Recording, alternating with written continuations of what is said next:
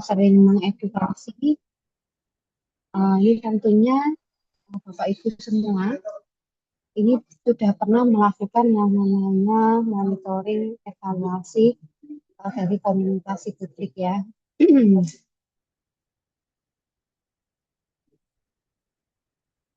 Kemudian tentunya untuk Bapak Ibu semua, ini saya kira semuanya ya itu sudah pernah melakukan yang namanya public speaking gitu. Jadi ini lebih memudahkan untuk saya untuk memberikan materi terkait dengan dua topik tersebut.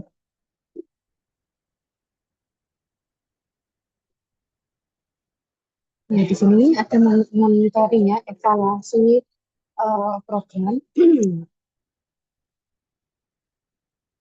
Nah, di mana yang namanya monitoring sendiri ini lebih menekankan pada pemantauan dari proses pelaksanaan suatu program. Kemudian tentunya kalau evaluasi ya kita kaitkan dengan indikator yang sudah diterapkan ya, digunakan untuk mengendalikan atau mengontrol ketercapaian dari tujuan atau indikator program tersebut ya. Jadi evaluasinya ya tentunya akan dapat menjawab pertanyaan apa perbedaan yang dibuat ya dengan yang sudah dilakukan gitu ya. Jadi ada semacam peningkatan ya, peningkatan atau penurunan. Misalnya evaluasi dari edukasi program atau edukasi terkait dengan bahaya narkoba. Tentunya evaluasinya apa ya? Tentunya kita harus buat indikator dulu ya sebelum kegiatan tersebut itu berjalan atau sebelum kegiatan tersebut terlaksana. Jadi kita buat yang namanya target untuk target peningkatannya pengetahuan antara sebelumnya dan sesudah ada peningkatan, misal seperti itu ya, sebesar berapa yang mungkin kalian akan tentukan. Dan di situ Bapak Ibu ya tentunya bisa melihat dari adanya peningkatan tersebut, apakah ada peningkatan atau tidak setelah dilakukan evaluasi hasil ya di tes ataupun mungkin post test ya sebelum dan sesudah dilakukan intervensi dari edukasi. Nah, kemudian di sini ada beberapa hal yang perlu dimonitori ya, dievaluasi terkait dengan input. Input di sini teman-teman bisa lihat di resource-nya, finansial, kemudian human ya, dan material. Di sini kemudian kita juga memonitor ketika pelaksanaan dan tentunya memonitor pada saat outputnya, hasilnya. Dan kemudian kalau evaluasi ya kita lihat hasil outputnya tersebut dan kemudian outcome serta setelah itu baru impact-nya, dampaknya seperti apa, seperti itu.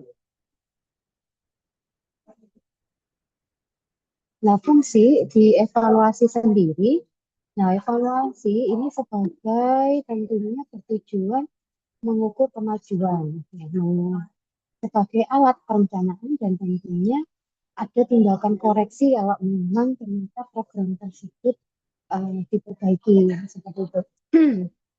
Nah, tujuan dari program komunikasi publik ya tentunya bisa menyampaikan informasi, meningkatkan partisipasi dan keterlibatan publik dalam program, membangun citra dan reputasi positif lembaga ya, kemudian bisa mendorong perubahan ya, perubahan sikap dan perilaku. Lah kalau begini perubahannya tentunya harapannya diberikan peningkatan gitu, dan perubahan penurunan.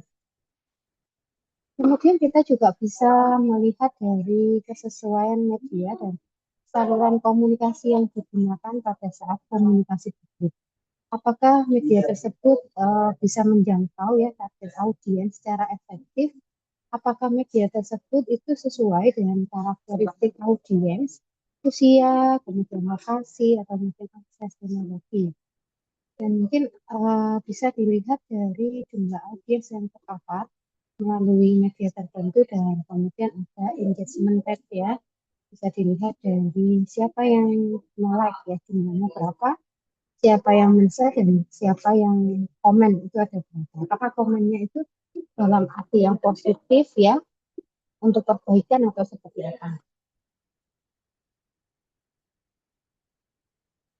Nah, selanjutnya ini adalah kesesuaian pesan. Nah, kalau pesan yang disesuaikan, nah ini harus sesuai dengan tujuan program, informasi, edukasi, atau bisa jadi pesannya itu harus ada yang namanya persuasi, ajakan.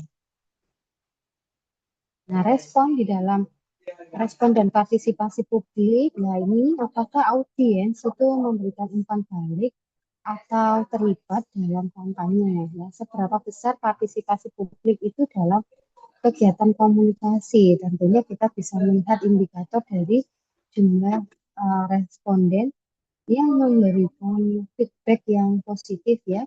Kemudian ada partisipasi aktif dalam kegiatan offline atau online. Kita juga bisa melihat dari perubahan pengetahuan sikap dan perilaku yang sesuai saya sampaikan. Itu kita bisa melihat dari skor di pretest ya, apakah nanti dari pretest ada kenaikan ya setelah diberikan intervensi atau post test, dan mungkin juga kita bisa melihat dari peningkatan perilaku. Misalnya jumlah balita yang divaksin ya, ada peningkatan tidak gitu.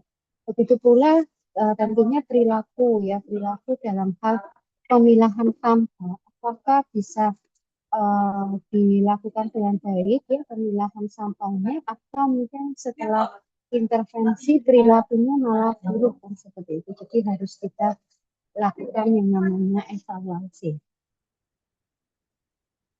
Kemudian diharapkan dari adanya intervensi harus ada yang namanya konsistensi dan keberlanjutan pesan. Jadi pesan yang disampaikan itu harus konsisten ya di berbagai media. Kemudian apakah kampanye tersebut itu tentunya harus bersifat berkelanjutan, bukan hanya dilakukan pada saat itu juga ya, pada suatu waktu kan tidak. Kemudian ukur di dalam efektivitas, seperti kalau kita membuat yang namanya target atau indikator ya. Jadi kita harus lihat dari KAP-nya, knowledge-nya, attitude, dan juga di praktisnya. Kemudian media monitoring ya, analisis di pemberitaan ataupun mungkin sosmed, serta wawancara atau FGD yang dilakukan. Nah, ini misalnya apa yang namanya template tentang evaluasi ya, efektivitas strategi komunikasi publik ya. Di sini kita bisa lihat aspek yang dinilai, misalnya kesesuaian pesan dan tujuan. Ada yang dilihat di sini indikatornya. Indikatornya audiens itu bisa paham tingkat pemahaman dari pesan yang disampaikan. Nah, alat ukurnya bisa kita lakukan survei atau mungkin wawancara. Nah, nilai temuannya, nah mungkin di sini hanya 75% memahami pesan, berarti masih ada 25% yang tidak paham pesan. Nah, kemudian Bapak Ibu bisa memberikan rekomendasi atas program yang perlu diperbaiki. Mungkin dari bahasa pesan yang disampaikan itu perlu disesuaikan dengan target atau sasarannya. Begitu pula yang lain juga ya, seperti itu. Jadi ini nilai temuannya seperti apa, kemudian kita bisa memberikan catatan perbaikan atau mungkin rekomendasi dari temuan yang sudah diperoleh. Misalnya di sini ada perubahan pengetahuan ya. Perubahan pengetahuan di sini bisa dilihat misalnya hanya naiknya 30%. Nah, seharusnya kok naik itu kan 50% ya. Ada peningkatan 50%. Begitu. Loh, berarti masih ada 20% yang nggak naik. Berarti rekomendasinya itu apa? Berarti ya bisa memberikan semangat atau mungkin mendorong dari pelaksanaan kegiatan ya, baik terkait dengan partisipasi masyarakat dan mungkin dari pihak-pihak yang terlibat. Nah, ini ada juga kayaknya ada kemarin itu saya buat ada 2 penugasan di sini. Tapi di sini saya tidak tahu dengan eh, mungkin ya ada beberapa Bapak Ibu yang sudah pernah melakukan program ya, ada yang mungkin masih baru dengan materi ini.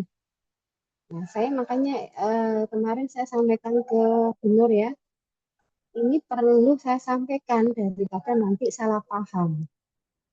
Yang berarti di tugas pertama, saya tawarkan ini enaknya mau milih di slide yang pertama ini ya, yang pertama ini kita merancang program yang baru. Hasil ide dan kreativitas kita ya. Ini Bapak Ibu bisa mengembangkan materi komunikasi ya, seperti mungkin buat naskah, video, atau mungkin yang lain ya. Ini bisa DLL lah. Mungkin dengan media cetak yang lain gitu, poster, leaflet, dan sebagainya. Nah, kemudian Bapak Ibu ini baru menyusun indikator keberhasilan. Mungkin dari berbagai aspek yang saya sampaikan tadi ya. Mungkin tadi kalau dilihat dari apa jumlah peserta ya, jumlah pesertanya dikatakan program ini berhasil jika peserta yang diundang datang semua, 100% hadir semua.